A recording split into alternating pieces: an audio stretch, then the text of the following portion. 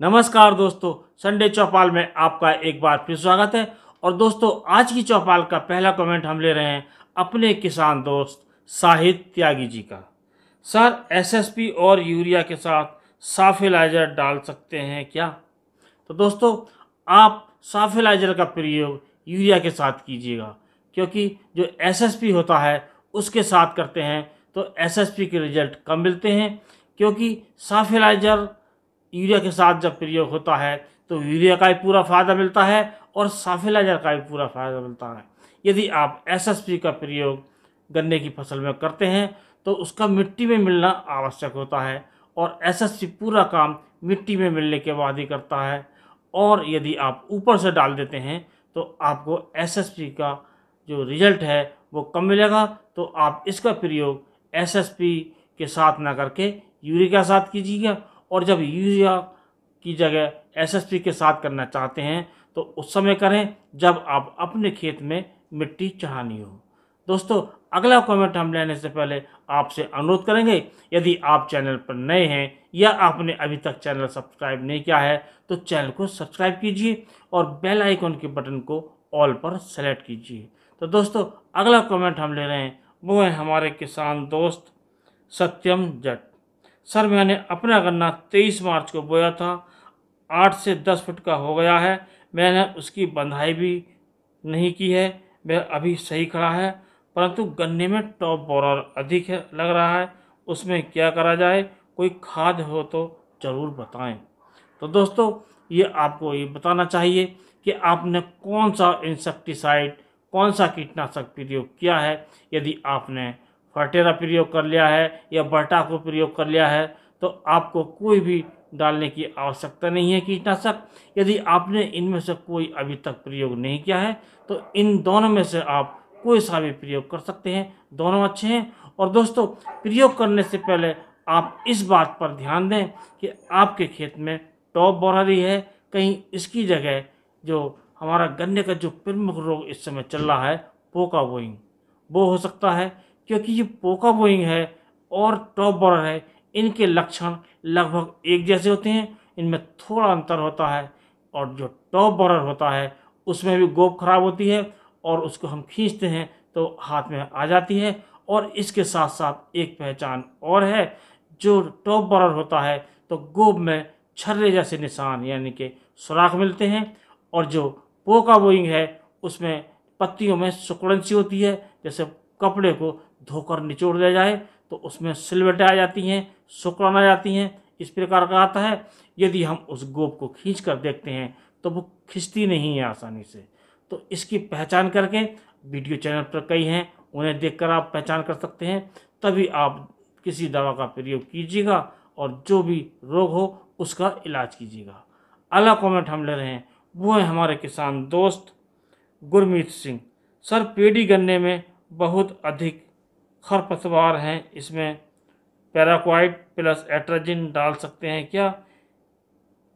1 एकड़ खेत में मात्रा बताएं।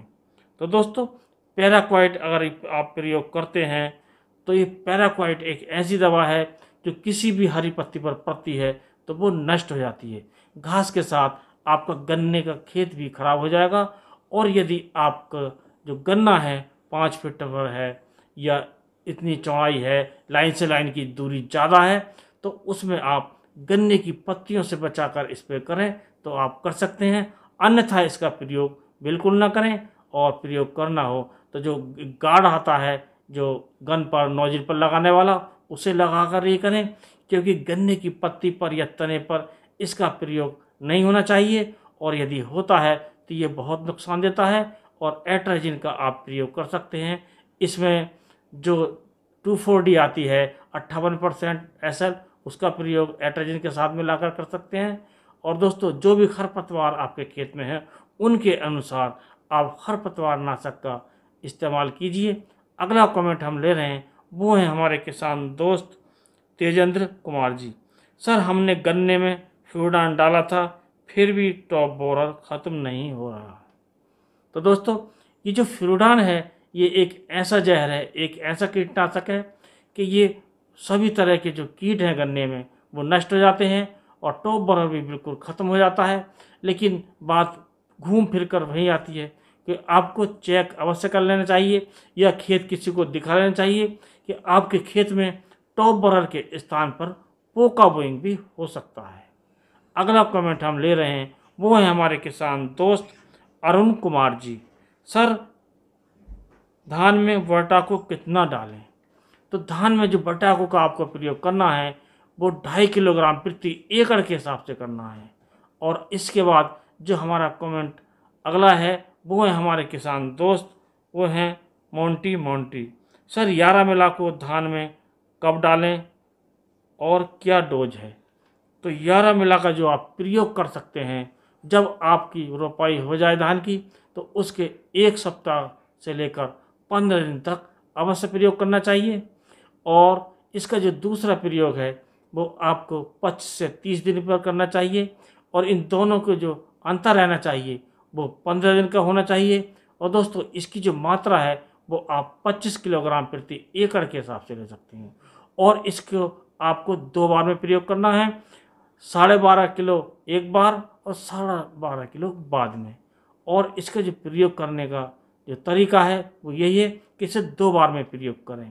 और दोस्तों, इसके बहुत ही अच्छे रिजल्ट आते हैं क्योंकि इसमें नाइट्रोजन है, फास्फोरस है और पोटेशियम है। इसके साथ साथ जो मैग्नीशियम है वो है और सल्फर भी इसके अंदर होता है और इससे बहुत अच्छे रिजल्ट आते हैं। और दोस्तों, जो कल्ले निकलने की जो टाइम होता है धान की वो 15-20 दिन से लेकर 40 दिन की अवस्था तक होता है। और इसका प्रयोग हम समय से कर लेते हैं तो धान में कल्ले भी बड़ी संख्या में निकलते हैं और शुरू में वेजिटेटिव ग्रोथ जो होती है वो अच्छी होती है। और जब बाद में जब बालियाँ आती हैं उनमें दाने भी अच्छे पड़ते हैं क्योंकि इसमें पोटेशियम भी है।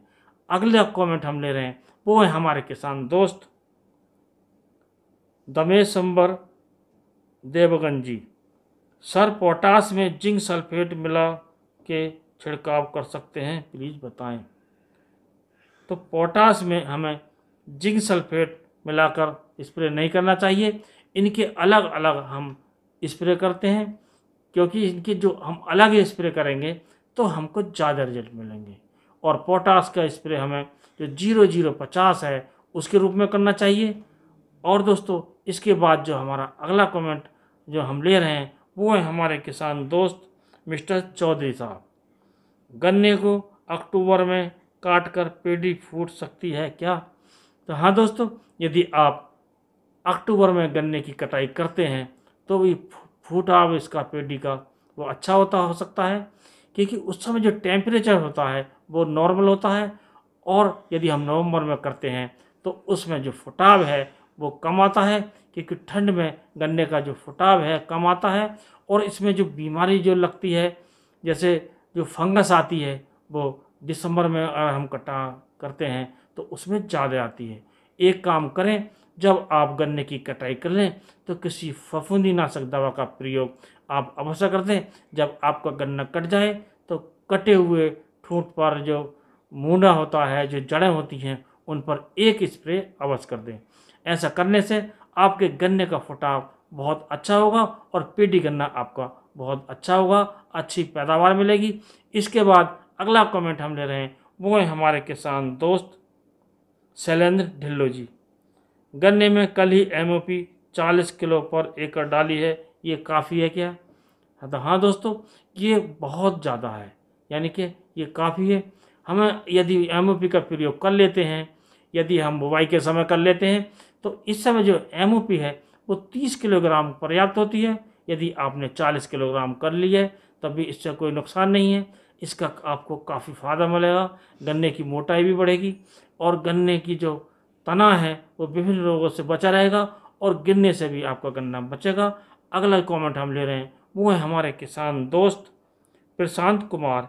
NPK 12-32-16 साथ में कैल्शियम क्लोराइड मिलाकर डाल सकते हैं क्या? तो दोस्तों, ये जो 12-32-16 है इसमें आप कैल्शियम क्लोराइड नहीं डालें, इसे अलग डालें तो ज़्यादा रिजल्ट मिलते हैं। आप यदि शुरू में कैल्शियम क्लोराइड डालें तो बाद में 12-32-16 का प्रयोग कर सकते हैं और उसका अंतर रहना चाहिए, 1 सप्ताह का अंतर से हम करते हैं तो हमें ज़्यादा रिजल्ट मिलते हैं। क्योंकि दोस्तों ये 12-32-16 जो होता है ये रिजल्ट तभी देता है जब हम इसका प्रयोग मिट्टी में मिलाकर करें, अर्थात या तो हम बुवाई के समय करें या जुताई खुदाई के समय करें या मिट्टी चढ़ाने के समय करें, तभी हमें इसके अच्छे रिजल्ट मिलते हैं। अगला कमेंट हम ले रहे हैं, वो है हमारे किसान दोस्त Shahid Tyagi ji. Sir calcium nitrate और 0050 दोनों एक साथ स्प्रे कर सकते हैं? तो दोस्तों आपको कैल्शियम नाइट्रेट और 0050 को कभी भी एक साथ मिलाकर स्प्रे नहीं करना चाहिए। यदि आप इन दोनों को मिलाकर स्प्रे करते हैं या नीचे भी डालकर आप प्रयोग करते हैं तो आपको किसी के भी अच्छे रिजल्ट नहीं मिलेंगे, आपको फ़ायदे की जगह नुकसान भी हो सकता है। अगला कमेंट हम ले रहे हैं, वो है हमारे किसान दोस्त बैरिस्टर चौधरी। सर कस्टोडियो की मात्रा क्या होगी गन्ने में, और क्या कस्टोडियो प्लस NPK 19-19 फिप्रोनिल 5% एक साथ कर सकते हैं? तो दोस्तों आप कस्टोडियो और फिप्रोनिल को एक साथ कीजिए और NPK 19 को अलग कीजिए, क्योंकि जब कस्टोडियो का हम इस्तेमाल करते हैं वो करते हैं फंगस के लिए, और जब कोई खाद का स्प्रे हम करते हैं तो उससे फंगस बढ़ने की संभावना रहती है स्प्रे में। तो आप इनका अलग अलग स्प्रे करें तो आपको ज़्यादा रिजल्ट मिलेंगे। और बात करते हैं मात्रा की, तो कस्टोडियो जो होती है वो आप 250 ml से 400 ml तक आप प्रति एकड़ के हिसाब से प्रयोग कर सकते हैं। वो फसल की लंबाई और बड़ी मात्रा पर है कि फसल छोटी है बड़ी। दोस्तों इसके बाद जो हम कमेंट ले रहे हैं वो है हमारे किसान दोस्त गौरव नागवा जी। ट्राइकोनाजोल पोकाबोइंग के लिए कैसी है, और गन्ना पौधे में इसका साथ क्या मिलाएं जिससे अच्छी ग्रोथ हो? तो दोस्तों ये टेबिकोनाजोल जो होती है ये पोकाबोइंग के लिए अच्छी दवा है, इसका आप इस्तेमाल कर सकते हैं। और गन्ना पौधे में इसका जो साथ जो बात मिलाने की आती है, तो कोई भी आप कोई पेस्टिसाइड मिला सकते हैं जिसकी आपकी आवश्यकता हो, तो आपको अच्छे रिजल्ट मिलेंगे। इसके बाद जो कमेंट ले रहे हैं वो है हमारे किसान दोस्त ऑपरेसिव एवान। रेड रॉट के लिए दवाई बताएं, गन्ना सूख रहा है 0238। तो दोस्तों जो जी रेड रॉट है इसका जो इलाज किया जाता है, जिसके बचाव के लिए जाता है शुरू में, क्योंकि इलाज से बचाव ही बेहतर है। जब आप अपने गन्ने की बुवाई करें तो उस समय बीज ऐसी जगह से लें जिस खेत में पिछली वर्ष ये रोग नहीं आया हो, और खेत में आप बुवाई से पहले ट्राइकोडर्मा का इस्तेमाल करें तो आपके खेत में रोग नहीं आएगा। और बीज शोधन भी आवश्यक है, यदि इसमें आ गया है तो आप एमस्टार टॉप का प्रयोग कर सकते हैं, इसके काफ़ी अच्छे रिजल्ट हैं और ये रेड रॉट के लिए है। और इसके बाद आप प्रयोग कर सकते हैं, यदि आपको क्षेत्र में नहीं मिलती है तो इसमें कार्बनडाजिम 50% के रूप में आती है, उसका आप प्रयोग कर सकते हैं। और इन दोनों दवाओं में से जो आपको मिले आप प्रयोग कर सकते हैं। अगला कमेंट हम ले रहे हैं वो है हमारे किसान दोस्त विक्रांत त्यागी जी। सर गन्ने में नीचे 20 kg पर एकड़ कैल्शियम नाइट्रेट या 50 किलो NPK 12-32-16 दें, दोनों में क्या अच्छा रहेगा? तो दोस्तों NPK 12-32-16 और कैल्शियम नाइट्रेट ये दोनों अलग अलग चीज़ें हैं और दोनों अपने अच्छे रिजल्ट देते हैं, और एक दूसरे की होड़ कोई नहीं कर सकता। कैल्शियम नाइट्रेट अपना काम करेगा और 12-32-16 अगला काम करेगा। तो दोनों के रिजल्ट अच्छे हैं, जिसकी आवश्यकता हो उसी को दीजिए और जिसका टाइम हो उसी को दीजिए।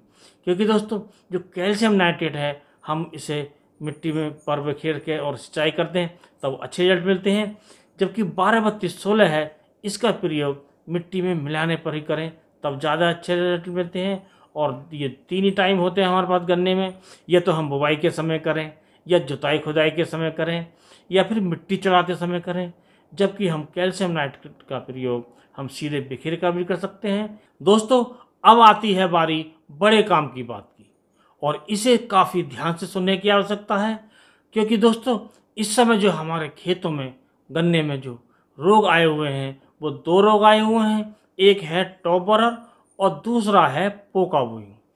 और मैंने सर्वे किया है और उस सर्वे में जो हमारे किसान भाई वो प्रयोग कर रहे हैं, अधिकतर जो टॉप बोरर का ही दवाई का इस्तेमाल कर रहे हैं, और वो किसान भाई कर रहे हैं जो इसे पहचानते नहीं, अर्थात जो 90% किसान ऐसे हैं जो ये नहीं पहचान रखे कि इसमें टॉप बोरर है या पोका बोइंग है। क्योंकि दोस्तों जब टॉप बोरर है तो वो टॉप बोरर की दवाई काम करेगी, और पोका बोइंग है तो पोका बोइंग की काम करेगी।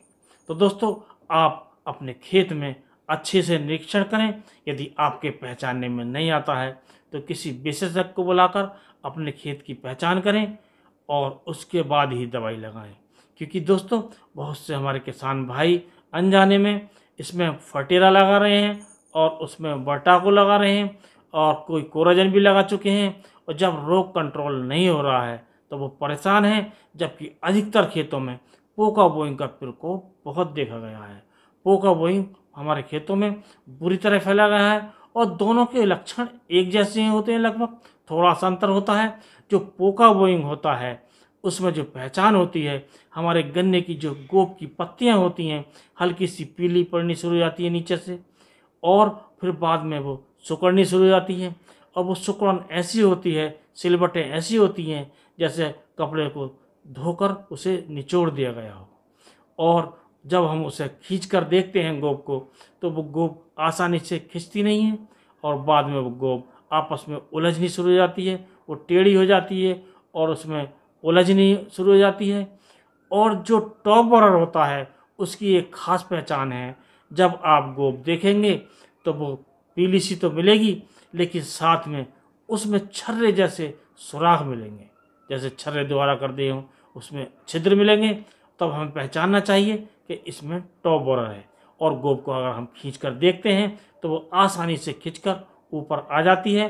तब हमें ये मानना चाहिए कि इसमें टॉप बोरर है। सभी किसान भाइयों से अनुरोध है, यदि आप जानते हैं और आपने अपने गन्ने का इलाज ठीक से कर लिया है तो आप अपने आसपास के किसानों को भी अवश्य बताएं, क्योंकि हमारे किसान भाई पोका बोइंग का इलाज भी टॉप बोरर की दवाओं से कर रहे हैं, जिसका कोई भी रिजल्ट नहीं मिलेगा। तो आप जान समझकर इसका इलाज कीजिए और अपने दूसरे किसान भाइयों को भी बताइए। तो दोस्तों आज के वीडियो में बस इतना ही। अगले वीडियो में कोई नए टॉपिक के साथ फिर मिलते हैं।